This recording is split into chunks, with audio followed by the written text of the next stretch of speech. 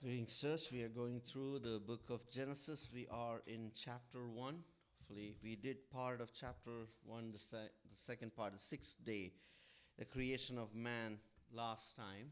Today, I want to dwell on the same topic again and ask this question: what if the man was not created in the image of God? What would have happened? God said, let man be created, and Adam comes out of the ground.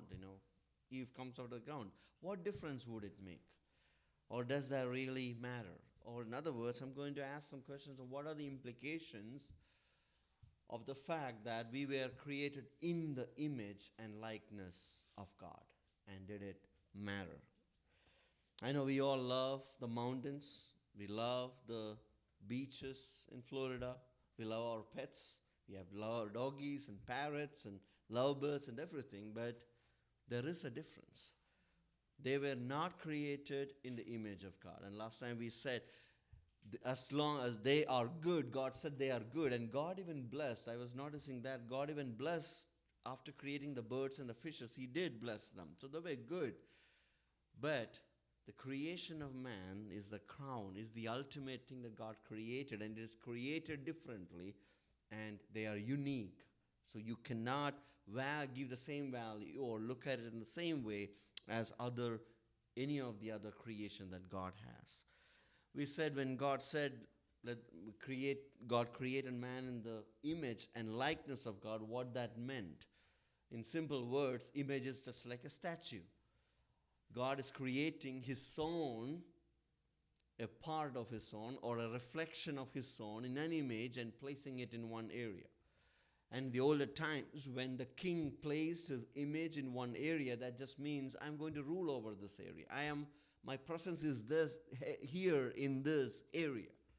And when God created us in His image, in simple words, we were His representatives, appointed to be ruling in that area, or representatives of God who is supposed to be spreading God's name in this area. And where did God keep the statues? On earth. And God created us in His image. When we say that, it means God has created us as His own representatives, which He did not do with any other creation, only with man, and placed us on this earth as His representatives. Just like you look at the mirror, you will see yourself. And when we say we are God's image, the idea is you would be His statue, that He would work as if God is working. You would work on God's behalf, and that is the idea of being made in the image. So we are representatives of God. And in verse 27, so God created man in His own image. In the image of God, Genesis 1 verse 27, in the image of God He created him, male and female He created them. There are three aspects that the author is again emphasizing here. Who created? God created. How did God create? Created in the image of God, He created him. Him is the mankind here. Male and female He created them. Now, one key aspect here is it is not just Adam who has the image of God. It is Adam and Eve, male and female. So the mankind creation is male and female. That's why male and female has the same dignity. It has the same idea of God created them in the image of God. So one idea that God is actually saying here is He is saying both male and female are equal in dignity, equal in value. There is no difference in the creation aspect that male is high superior or female is superior or anything in that respect. They are the same. It also means mankind has only male and female. There is no third that God created. It's only man who creates other versions of it. There's only always male and female. And these are the basis of all the ethical questions and cultural issues and everything. We have to start from here. We value people because they are all created in the image of God. Every one of them. There is no human who is not created in the image of God. Everyone is created. Even after the fall, we consider they are created in the image of God. And we looked at Genesis chapter 9, where it says, do not murder, do not kill. Why? Because that person is also created in the image of God. Even after the fall, even though there is corrupted, our image was corrupted and tarnished or corroded, they are still in the image of God. When you come to James 3, he says, don't speak evil of people. Why? They are also in the likeness of God. So you have the same dignity. You have to give the same value to everybody who is born in this world. So male and female are given the same value. Now that does mean the role is different, but the role is not giving the value to a person. Now interestingly, if you see the next verse in 28, it says, be fruitful and multiply. Who is God telling this? He's telling to the mankind, both male and female. And we know that man cannot multiply. It is the female who bears children. But it's together. It's a blessing is together. Your roles are different.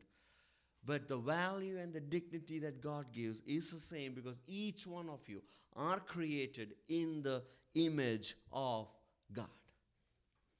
We are representing God, and God has created us in His image, and male and female, He created them. There is no superiority on one gender over the other in the presence of God.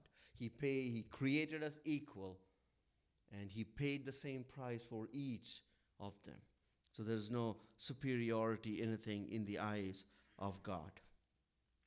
Verse 28, and God blessed them, and God said to them, be fruitful and multiply and fill the earth and subdue it and have dominion over the fish of the sea and over the birds of the heavens and over every living thing that moves on the earth. Because we were created in the image of God, that status gives us a function. What is a function? You are to have dominion.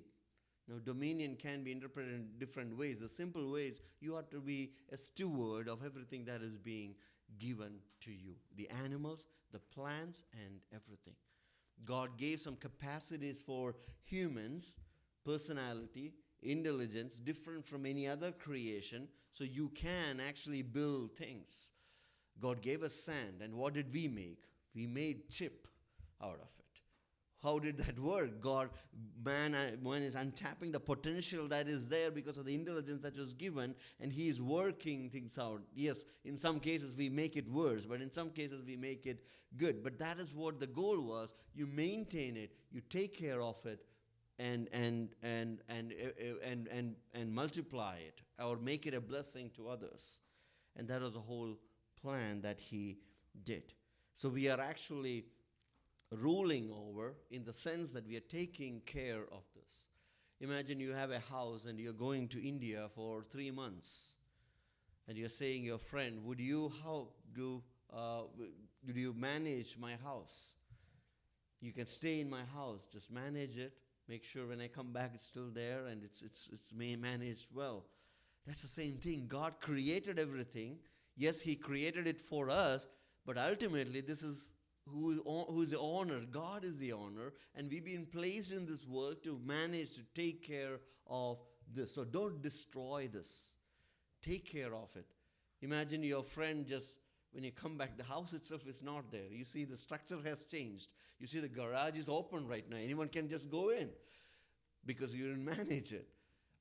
But that's not the case. God is giving this responsibility of stewardship, of managing the world. Now you may think, yes, this is going to all burn. It is not going to stay. We know that there's a new heavens and the earth that will happen. But until that time, we have to still manage it. Not only because of this command, I think it also says, if you love your neighbor as yourself, make sure you manage things so they are not impacted by, you're not bringing trouble to other people. So keep your driveway good. Keep your backyard better. Don't litter everywhere you go. Don't put oil into the ocean and make it dirty and kill all the habitation in there. You have to manage things well. We know it's going to be gone and destroyed, but until then, love your neighbor and manage as possible. But don't think this is more important than the humankind. Who is the crown of creation? It is the mankind. That's why in Psalms 8 we read last time, you crowned him with glory and honor. You made a little lower than God, the angels, but you crowned him with glory and honor, not any other creation. That means mankind is more important than the environment. A few years back, there was a video that went around in one church. A person was getting baptized, and they asked, of course, why are you getting baptized? He said, oh, that person said, I want to do it for the animals and the environment. I don't know what baptism had to do with saving environments and animals. No, baptism has some theological reason why you're getting baptized, and you have a godly theological mission that is the focus of baptism. But this is roles and duties that we have, but that is not where you center your life about. I lived in the Bay Area for some time, and as an office, we used to go and do some work, like we may go to a soup kitchen or do some outreach services once a year. And one time we went to a field, it's kind of a forest area, and what we are doing is we are pulling out some plants which is not supposed to be there, because that will actually encroach or to destroy the other species of plants in there. They told me to pull that out. I just pulled it out. I don't know the names or anything like that. But it was interesting to see there are people, their whole life is all about this plants issue. And which is not bad. But I was wondering, is that their life purpose? Just save the earth. We have to save the earth. But is that the ultimate goal or not? This is part of our purpose, what we live in. But we need to know the story, what happened after the fall, and where are we right now, and what's going to happen right now. If you're putting all your life to save the plant, which will ultimately be destroyed in a few years, then maybe you have to look at how much you are investing in that process. How much we have a role and a duty to protect the environment and go after that, but understand the ultimate vision of God also that God has for us. So we have to balance and understand. So we are stewards of this earth. We need to take care of the earth. And I also think it this way, if Jesus' death did not really do much, maybe we should give little value. Now the creation will also be renewed at the end. We know that. But there is some great commission that God has given, so start from there probably, because that's more important, and that's what Jesus died for. Jesus came here to the incarnation and did not say, oh, there's a tree problem in this earth, let me fix it. He said there is a sin problem there, and he fixed it, because that is the most important thing. And he said, be my followers, so let's also think in the same way as Jesus thought about, and that should, our function, our purpose, and everything that we do should come from that idea. What Jesus found more important, let us focus our eyes and our life on that, and then work out from there and set our priorities. So don't go to understand what our duties and roles and focus of our life is. We are stewards. We need to preserve and protect what God has given us. We are representatives, male and female. He created us in the image of God, and we are to rule in this world. And the other blessing that God gives is be fruitful and multiply. Be fruitful and multiply. I was trying to find some words with R, because I said representation, rule. I think the only word I could find is replicate ourselves. We are statues. We have to replicate more statues in whichever areas you are. And what are you replicating? Be fruitful and multiply. Not like the animals. It just multiplies, but there's the same purpose. But when we think about fruitful and multiply, we're talking about you create statues in His image. You guide them and help multiply and help to spread the glory of God. And this is one of the key purposes of man. Multiply. Be fruitful and multiply. You may have heard about DINK, double income, no kids. I also heard about another one, PINK, poor income, no kids. These are all reasons why people think we don't need to have kids. Either we need to make money or we don't even have money to maintain, or I think that happened in it came from some Asian context, but these are all reasons people make. But what is the purpose that God created us? To be fruitful and multiply. That's been there, that's still there. It has not changed in the story of redemption.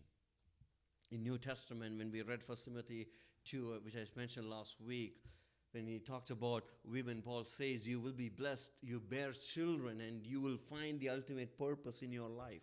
That is one key purpose, that we form families and we bear children, and they will be raised up in the ways of God, and they will glorify God.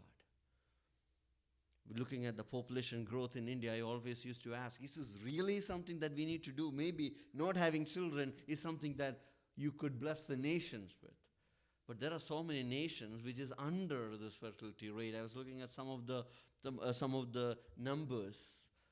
But what we need to keep is, first, keep the purposes of God and be understanding. There's a difference between having 2 kids versus 15 kids. Now you can think about that. That's the way you can think of, you apply your wisdom in there. But never, the answer is never that you voluntarily say, oh, we are not going to have kids. That is not biblical. There are some thoughts which finds reasons to excuse for that, but that is not the purpose of God. That means you have not understood why you are a family and why we have to multiply and be fruitful. This is the plan of God, and when we come together in marriage, we become one and we multiply, and that is God's agenda that God has set. This is God's design. So we have to multiply, be fruitful and multiply on this earth. The other aspect of made in the image is we are representatives, we rule, we replicate, but God relates to us in a special way. God did not put his image in any other creation, but only in man. The first thing is, in this first chapter, did God talk to any of his creatures before? No. It's only mankind that God did talk to. And I was reading, and Wayne Poitras, he writes us this way: speeches are a form of a personal fellowship. God only talked to the humans. He is fellowshipping. He is communing with only one creation, and that is the humankind, the one he made in his own image. He's the one he's talking to. We know in chapter 3, God comes and asks this question, where are you? Adam, where are you? I'm thinking this is a constant fellowship they often had, because when God came, they realized, oh, God has come. They knew. They had fellowship. And God is extending his fellowship, which was in the Trinity, the love which was in the Trinity, to mankind, and he's fellowshipping with man. And that's the only reason why we can worship him. How do you explain worship to an 8-year-old? I use the word enjoy. That's the simplest word. You enjoy God. And when you enjoy God, that is what the ultimate expression of worship is. And who can worship God? Only the one who can realize that, who has that personal relationship with God, who can commune with God. Only if you spend that presence with God, you can enjoy. And we only have the privilege to worship and enjoy God, because we were made in his image.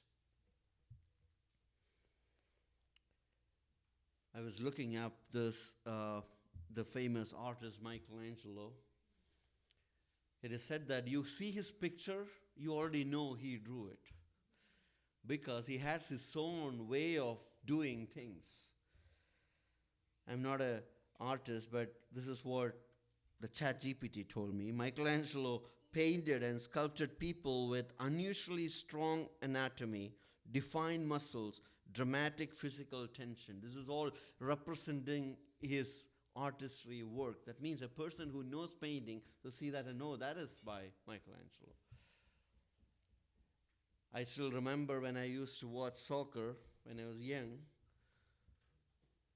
I'm watching only once a year or twice a year, only 2 tournaments you can watch. We had Doordarshan at that time. So when they decide we need to watch, they will have some and you'll be watching at that time. But even after watching, I knew every move of that player. If he receives the ball, he turns it, passes it ball. I know that is Edgar Davids. That's how he does it. You know, everybody knows how Messi works. He goes to the right, he turns the ball, takes it, shoots it. The whole world knows. Still, no one couldn't stop him. That's his style. You know his moves. You know Maradona, when he runs, you know his moves. Everything has its own way of handiwork. And when God says, I created you in my image, God's handprints are on us. You are a special creation. You are unique. And we know the story when Jesus, a few people came to Jesus and said, should we pay taxes to Caesar? Jesus said, bring me a coin. Whose image do you see? Caesar's. Give to Caesar what is Caesar's, and give to God what is God's. What is God saying there? You belong to me. My handprint is on you. So the purpose that you were created, you belong to me. And we said last time that image and likeness, the likeness is also giving a relationship. We are not just representatives or ambassadors just like any country has. We are not just employees in God's kingdom, but we are His special creation with a special relationship like a father and son. So we are special and we have a special relationship with God. And God is saying, you belong to me. Now, those are the privileges and the implications of being made in the image of and likeness of God. This also means there is a demand. You are given a purpose and a stewardship. Now you need to fulfill that. You cannot live like animals. You have to live in accordance with the image and the print that you have inside your heart. There's another idea when I was thinking about reading this passage that I started thinking. I did not think about it before, and the whole week I was thinking about this. And finally, I could get some scholarly material on this as well. Colossians chapter 1, verse 15. He is the image of the invisible God. And it talks about Jesus. And when God said, I'm making you in my image, what is the pattern that God has followed? And if you look at the Bible, we know the redemptive plan of God before the foundations of the earth. When we were created in the image of God, we were all copy of a pattern which was already there. The original was already there. And that is Christ. We are not God. We are not God in essence. We are just a copy of that image. Or in other words, when we were given this image of God in us, whose image was this? Even in eternity, it was the image of Christ. Stephen Wellum in his article says this: Christ is the true image of God because he is the divine Son of the Father, who eternally subsists in and equally and fully shares the one undivided divine essence with the Father and the Spirit. We all believe he is in essence God. He is the true image of God.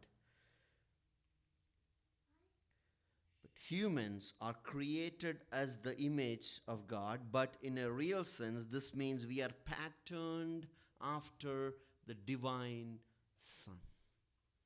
This image that we have, it is a pattern, it's a copy of Christ's image. With regard to the Son, he is the image in the absolute sense. Jesus is the absolute image of God, but we are the image in a relative sense, in comparison with Christ. Herman Bavinck, who has written systematic theology, he says this way: the former, which is the Christ, is the image of God within the divine being. The latter, the humans, are outside of it.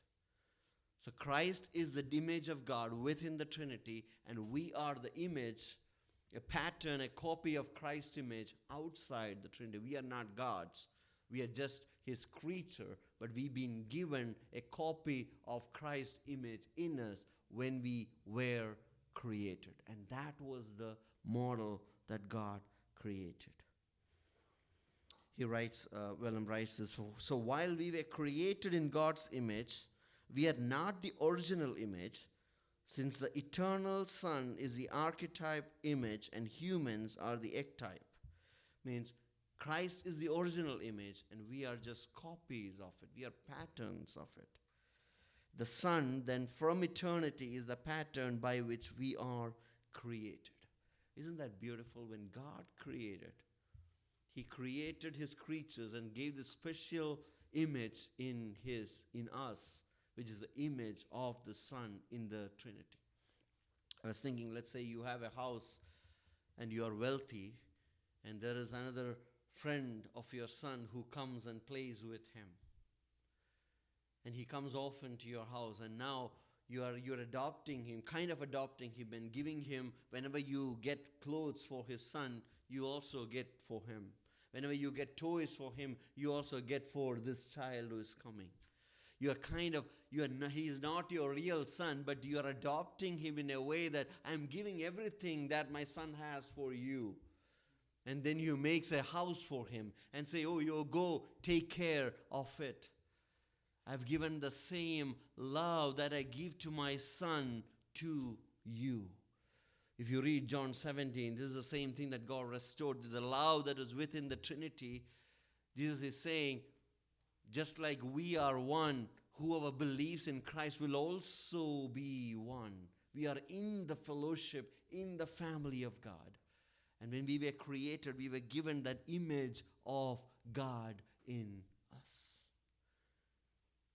And now, when we think about the story of redemption, we were given this image of his son, and we were supposed to be acting that way, and we destroyed it. We said, no, not God's way, my way. And we came and we destroyed everything. And we went to a different direction. That's our own way.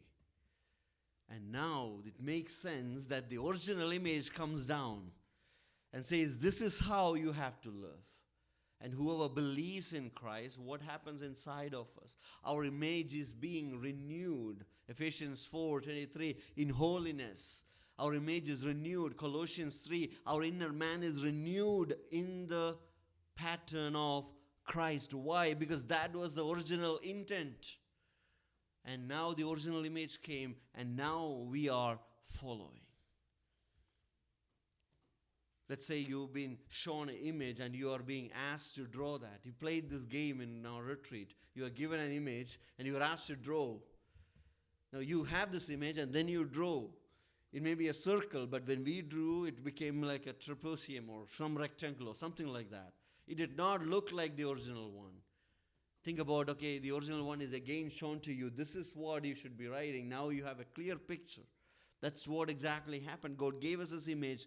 We went away from it. Jesus, the original image, came in and showed us the pattern, and now we follow Christ. It was not possible, but Christ made it possible, regenerated us, and changed our heart, and put his image in our heart so that now we are following Christ. And ultimately what happens? We will be conformed fully to the image of Christ in our resurrection.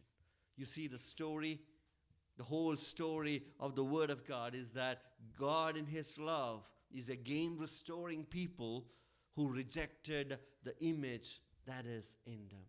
Everybody has an image in them, but they have rejected it. They have hidden it. They're corrupted now. They cannot themselves go align it to what they should be doing. And that's why the redemption plan is important. Or in other words, the redemption plan makes sense only in the light of the image that God has in us. If it was if the line God created us in the image and likeness of God was not there, then there is no redemption. There's nothing to renew. There's nothing to be changed. And whoever does not follow the image and the likeness of God has already gone away from the purpose of God, and you are no different than other creatures right now. What was the difference? What is the peculiarity? Why was it special? Because God put His image in you. But you are saying, I don't want that image. I don't want to follow God's likeness and purposes. I want to do my own work. And you're living just like any other creature. But God came down, paid a price. This was a purchase. You may have heard the story of a child who lost his boat. He made a boat. It was so beautiful. It was working. He put it and he started floating it into the river or some lake, wherever it was, and somehow he lost it. He was very sad. He was crying. He could not find his boat. Then a few days later, he was walking through the aisle and he saw that there's a board similar to what he was doing. He had made sitting in a store. He went inside and he took it and looked at the bottom and it was written his name. Then he realized, oh, this is my boat. This is my boat. He went to the storekeeper and asked, this is my boat. Can I take it? No, that is mine. And he had to pay and redeem that boat for himself. This is the story of salvation. And the boy said, this boat became mine twice. And I think that's the story of redemption. God created us, but we went away. We were lost, and God came and paid a great price at the cross. For what? To win us back, to restore us into the fellowship of the Father and the Son. And we are put back into the family of God through faith in Christ. And the image of Christ that is in us, it's more beautiful than before, because in the resurrection we'll be even more in a better place than the paradise in the new world and new heavens. And we will love God more because now His love is more revealed at the cross than what Adam could understand at that time. And let us serve the Lord and follow this image of Christ. He is our model. He is our example. And He will restore us. And until we meet Him face to face, let us strive to live in the purposes of God which He designed for us. God bless you.